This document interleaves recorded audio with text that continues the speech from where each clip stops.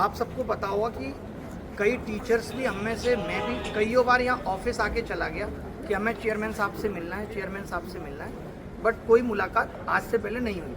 But जब आज हम सारे टीचर्स यहाँ आके बैठे और आप सब लोग आए तो जो एक कलेक्टिव आवाज़ उठी कि भाई अब तो हमें मिलकर जवाब चाहिए, जो इस जवाब की हम तलाश में थे कि एसएससी ये मानती भी है कि वो गलत है या नहीं, तो वो चीज़ आज हो पाई आप सबकी बदौलत और सब शिक्षकों की बदौलत कि मिल पाए चेयरमैन साहब से। और वो भी छोटी मीटिंग नहीं, पहले ये जरूर कहा गया कि हाँ भाई 5-7 मिनट आप जो कहना है कह लीजिए, लेकिन लगभग 1.5 घंटे से भी ज़्यादा वहाँ पे बैठे और बैक टू बैक बात हुई, हर टॉपिक पे बात हुई। उन्होंने खुद कहा कि ये जो अनफेयरनेस है ये सब हम एक्सेप्ट करते हैं, बट आप अगर ये सोच रहे हैं कि हमने उनको सारे ऑप्शन दिए। हमने कहा कि आप ये ओवर एज वाले बच्चों को लास्ट तक लेके गए नॉर्मलाइजेशन, इस पे आपको रिजल्ट रिवाइज करना चाहिए, इस पे भी उन्होंने कहा कि मैं अभी आपको कुछ नहीं दे पाऊँगा, मना कर दिया कि अभी नहीं बोल पाऊँगा, आप मुझे लिखित में दे दीजिए और मैं उस पर सोचूंगा, ऊपर बात करके बताऊँगा कि रिजल्ट रिवाइज हो सकता है या नहीं। दूसरी चीज़ हमने कहा कि भाई आप इन बच्चों का, जो बच्चे 344 नंबर ला के भी बाहर रह गए, आखिरी अटेम्प्ट था, इनको एक एक्स्ट्रा अटेम्प्ट ही दे दीजिए। उन्होंने कहा ये सरकार के हाथ में या फिर कोर्ट हमें आदेश करे। पहले ये कहा, हमने कहा हम सरकार से बात करेंगे, सरकार से ये कहलवाएंगे। लास्ट में उन्होंने धीरे से ये कह दिया कि कोर्ट से काम जल्दी हो जाए। ये उनके सब थे, जो एज इट इज उनसे बात हुई वो मैं आपको बता रहा हूँ। उन्होंने कहा कोर्ट अगर हमें कहता है तो हमें आपत्ति नहीं है, हम इस पर तैयार हो जाएंगे कि बच्चों को एक अटेम्प्ट और मिल जाए, क्योंकि गलत तो हुआ है, वो हर एक बात पे मान रहे हैं। इनफैक्ट आप जिन हम सोच रहे थे कि सवाल गलत आए, अभी तक हम भी यही सोच रहे थे कि चेयरमैन को मतलब नहीं है, ये पैसा कमाने के लिए हो रहा है, तो उनको गलत सवालों में 7-8 तो उन्होंने हमें बता दिए कि 14,3 वाला सवाल सही हो सकता था, बट वो कह रहे थे ये चेयरमैन नहीं सही करता, ये जो आंसर की चेयरमैन नहीं बनाता है। अब ये बन गई और रिजल्ट रिवाइज हो गया, रिजल्ट जारी हो गया, तो अब कुछ नहीं हो सकता है। बट मैं आपको वादा देता हूं कि आज के बाद कोई सवाल गलत नहीं आएगा। ये कम से कम 5 से 7 बार बोला है, और भी लोग गवाह हैं, तुषार है यहाँ पे, भाई जिस बात पे गलत लगे वो बता देना। इन्होंने खूब लड़ा, ये भी थे, इन्होंने खूब कहा, इतना रिक्वेस्ट किया कि भाई हमारा तो भविष्य चला गया, 2023 में आपने चला दिया, 2024 में अब आपने ये कर दिया। फिर बात आई नॉर्मलाइजेशन की, तो उन्होंने कहा कि मैं ये वादा देता हूँ कि आज के बाद मेंस कभी 2 शिफ्ट में नहीं होगा। ये भी बोला कि बात चल रही है इसकी। उन्होंने ये भी कहा कि जो है हमने आगे डाला हुआ है सरकार को कि फॉर्म फीस बढ़ा दें, ताकि ऐसा ना हो कि 36 लाख लोग फॉर्म भरते हैं, हमें व्यवस्था उतनी ज़्यादा करनी पड़ जाती है, और हम जो है कम बच्चे फॉर्म भरें, 36 लाख के बाद पहुँचते 18 लाख हैं, तो हम इस पर भी सोच रहे हैं। ये बात थी नॉर्मलाइजेशन पे। आपका कोई क्वेश्चन है तो आप उस पर भी पूछ सकते हैं बीच में। डिफिकल्टी लेवल पे बता देता हूँ। हाँ, एक हमने कहा कि एक बच्चा एमटीएस की नौकरी ले रहा है, उन्होंने बहुत इत्मीनान से सुना, सीएचएसएल की भी ले रहा है और इसकी भी ले रहा है।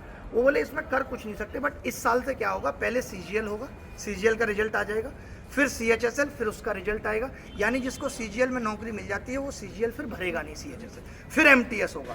और हमें भी इस बात की शर्मिंदगी है, ये सब थे, कि एमटीएस का पेपर सीजीएल के लेवल से ऊपर आ रहा है। हमने कहा 90% कट ऑफ जा रही है, तो उन्होंने कहा डिफिकल्टी लेवल पे भी अब सवाल टीसीएस नहीं बनाएगी, ये खत्म कर दिया। इस पे तो उन्होंने ये नहीं कहा कि करेंगे, इस पे उन्होंने कहा कर दिया है, ये काम हमने कर दिया है कि अब टीसीएस पेपर नहीं बनाएगी, क्योंकि वो जिम्मेदारी नहीं ले रही, इतने गलत सवाल आ रहे हैं। उन्होंने अपने आप से जेई का जिक्र करा, बोले आप अपना छोड़ो, सीजीएल का जेई में देखो कि 100 सवालों में 16 गलत। जेई वाले पे भी उन्होंने ये बात की, हर एक चीज़ पे ये बात हुई। उन्होंने कहा कि ये कमेटी जो रिजल्ट बनाती है, जो डिसाइड करती है कि किसको मार्क्स टू ऑल देना है और किसको नहीं देना है। सर नॉर्मलाइजेशन के अब वेटिंग लिस्ट की बात आई, तो वेटिंग लिस्ट में हमने कहा कि आप जो वेटिंग लिस्ट है वो इस पे दे सकते हो एमटीएस में, तो उन्होंने कहा इस पे हम सोचेंगे, कोशिश कर रहे हैं कि कैसे इस चीज़ को ख़त्म किया जा सके। दूसरा जो मैंने उनको सजेशन दिया, बहुत प्रेशर से कम 20 बार बोला होगा, जिस पे उन्होंने कहा कि मैं इस पे ऊपर बात करके अप्रूवल लेने की कोशिश करता हूँ, वो मैंने ये कहा कि आप मत लाइए वेटिंग लिस्ट, लेकिन आपको पता है इस बार इतने सारे बच्चे बाहर हो गए, तो आप एटलीस्ट ऐसा कर लीजिए कि जो बच्चे लोअर ग्रेड वाले 2400 ग्रेड पे, उनको कोई तो नौकरी मिल जाए। 2400 मिलेगी तो किसी को ऐतराज नहीं होगा, 2400 सबसे नीचे की नौकरी है, तो इस पे उन्होंने कहा कि हम सोचेंगे। सर नॉर्मलाइजेशन नया फॉर्मूला जो, हाँ, नॉर्मलाइजेशन पे उन्होंने कहा कि नॉर्मलाइजेशन का फॉर्मूला ठीक तरीके से वेव करे, इसके लिए कमेटी भी बना दी है, मे भी हम परसेंटाइल ले आए जो ये प्री में भी आपको इम्पैक्ट ना करे, ये बात। और किसी बात की बात फाइनल आंसर की वाली बात हो गई कि 2 दिन पहले आप फाइनल आंसर की, एक हफ्ते पहले आप फाइनल आंसर की दे दो, ये आप मत करो कि फाइनल आंसर की के बाद बच्चे को आइडिया हो जाएगा उसको पोस्ट प्रेफरेंस भरना है या नहीं भरना, ये भी बात है। और उनके ही एक बंदे ने बोला कि पहले हम स्टेट प्रेफरेंस भी लिया करते थे, तो उस पर भी चर्चा हुई, लेकिन उस पर कोई ऐसी कंक्लूड बात नहीं, इस पर कोई बात नहीं।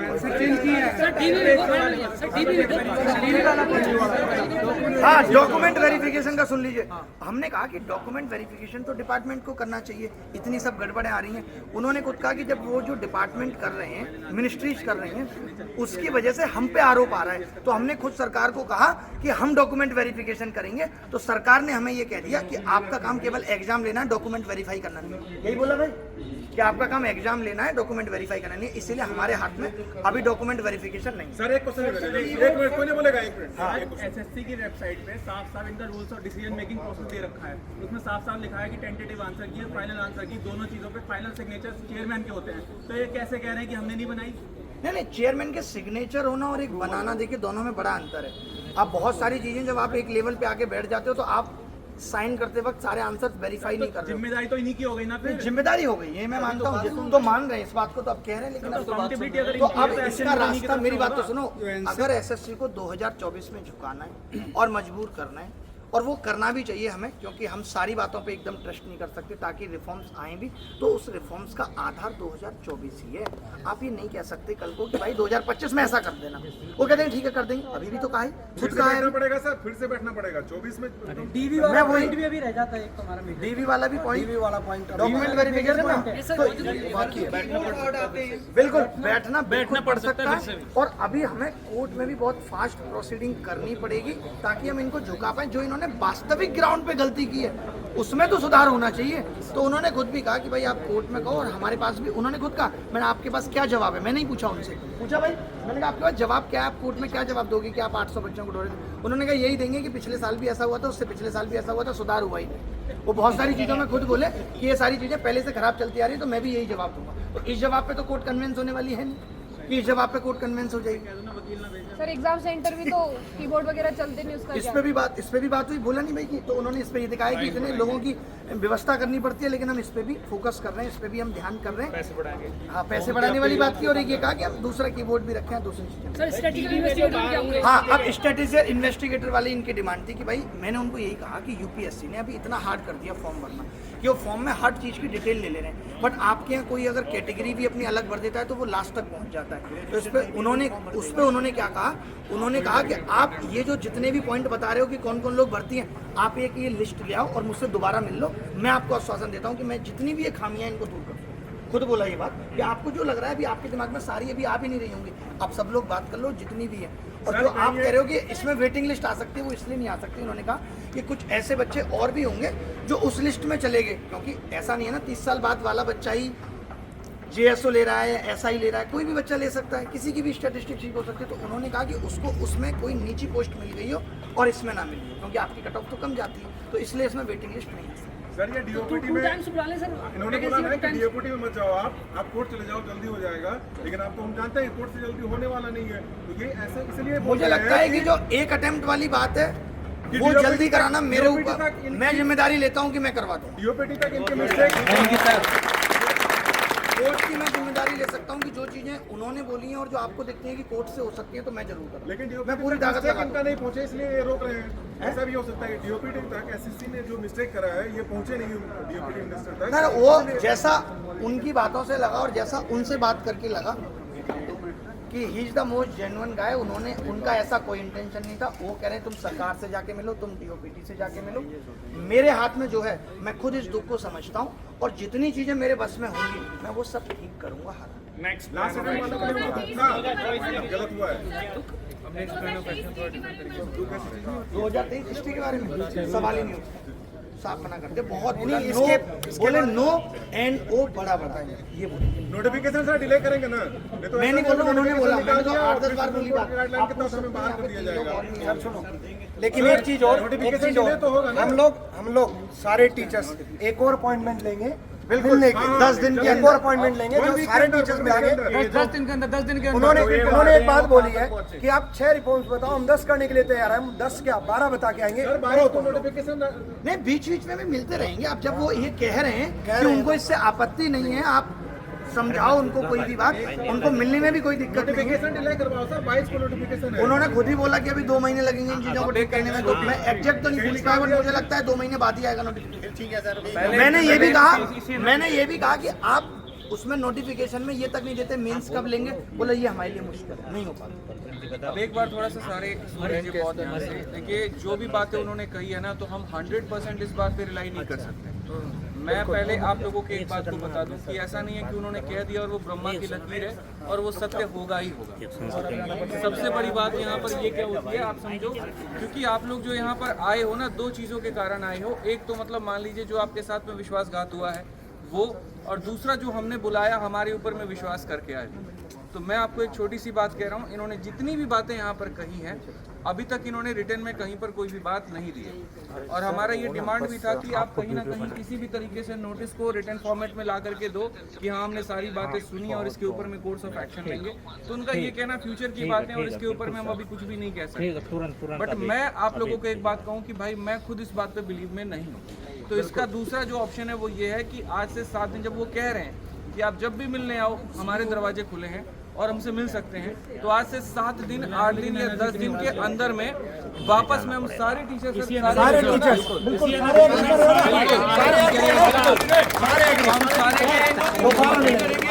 बैठ जाओ अभी, बैठ जाओ। मैं एक चीज कहूंगा, देखिए जिंदगी में बहुत सारी जंग लड़नी पड़ेंगी, भारत को भी आजादी मिली थी और छोटी छोटी चीजों से खुश होकर हिम्मत भी बढ़ानी पड़ेगी। आज हम मान लेते हैं कि उसकी कोई बात सत्य नहीं है, बट मैं इतनी बात सोच के सेटिस्फाई हूँ कि जब इतने लोग आए तो मजबूर होना पड़ गया मिलने के लिए। सर हम फिर आएंगे। अभी 2 बातें, अरे बैठ जाओ अभी रुको, अरे अभी बात पूरी हुई नहीं है।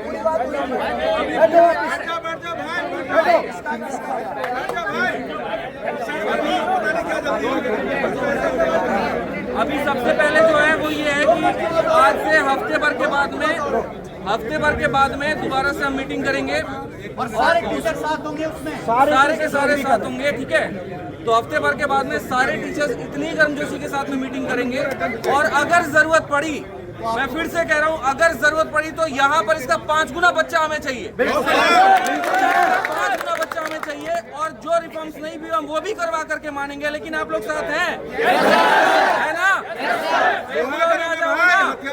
एक बुलाव में आना है आप लोगों को, क्योंकि अगर उन्होंने बोला है रिफॉर्म्स करेंगे, नहीं किए तो दोबारा से इसे प्रोटेस्ट होगा। और बाकी 2024 वालों के लिए ये है, एक बात को समझो बड़े ध्यान से, बाकी कोर्ट में जो बातें मुझे जहाँ तक समझ में आई है वो ये है कि 24 वाले केस में चेयरमैन साहब आप भी अगर ये सोच के आए थे लेकिन कोर्ट बहुत आज जाएंगे और सब कुछ छीन के ही लाएंगे, तो इट्स नॉट पॉसिबल। धीरे धीरे ही चीजें मिलेंगी।